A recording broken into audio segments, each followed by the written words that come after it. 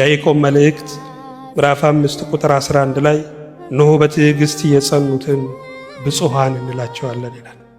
ጊዜው የፈተና ነው እናውቃለን፣ የመከራ ነው። እያንዳንዱ ቀን እንደሚገለጥ ደብተር የራሱን ችግር የሚያመጣበት አለፍን ስንል ሌላ መከራ የሚመጣበት ወቅት ነው። ስለዚህ ከኛ የሚጠበቀው ምንድነው ካላችሁ መታገስ ነው ወገኖች። ትዕግስት ማለት ስንፍና እንዳይመስላችሁ። ትዕግስት ማለት ጋግርታምነት አይደለም፣ ቸልተኛነትም አይደለም። ትዕግስት ማለት እግዚአብሔርን መጠበቅ ነው።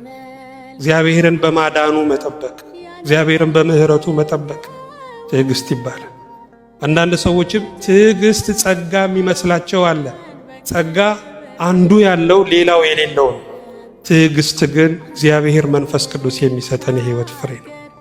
በመከራ ውስጥ እያሳለፈ የሚሰጠን የህይወት ማርክ ነው ወገኖች። ትዕግስት የነደደውን እሳት የሚያጠፋ ነው። ትዕግስት የተቆረጠውን የሚቀጥል ለሞተው ነገር ህይወት የሚሰጥ ነው ትዕግስት ወገኖች። ብዙዎች ካለመታገስ የተነሳ የያዙትን ሲጥሉ እናያለን።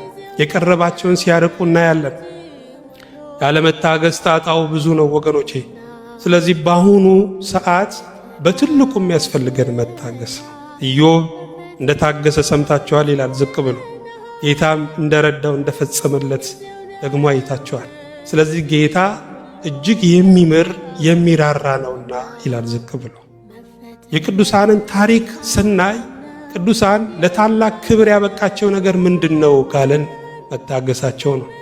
መራራ ሞትን መታገሳቸው፣ ከባዱን ፈተና መታገሳቸው። ምክንያቱም ትዕግስት ካጣችሁ ከእምነት ዓለም ትፈናቀላላችሁ፣ እግዚአብሔር ከሚወደው መንገድ ትወጣላችሁ። ስለዚህ ባለንበት ስፍራ እንድንጓዝ የሚያደርገን ትዕግስት ነው። ስለዚህ ጠብቁት። መሮጥ ቢያቅታችሁ እየተራመዳችሁ ጠብቁት በትዕግስት። መራመድ ቢያቅታችሁ በጉልበታችሁ ተንበርክካችሁ ጠብቁት። ያ እንኳን ቢያቅታችሁ በደረታችሁ እየተንፏቀቃችሁ በትዕግስት ጠብቁት። እሱ ሲያልፍ ተሸክሞን ያልፋል ወገኖች። በለሱን የጠበቀ ፍሬውን ይበላል፣ ጌታውን የሚጠብቅ ደግሞ ይከብራል ተብሎ ተጽፏል።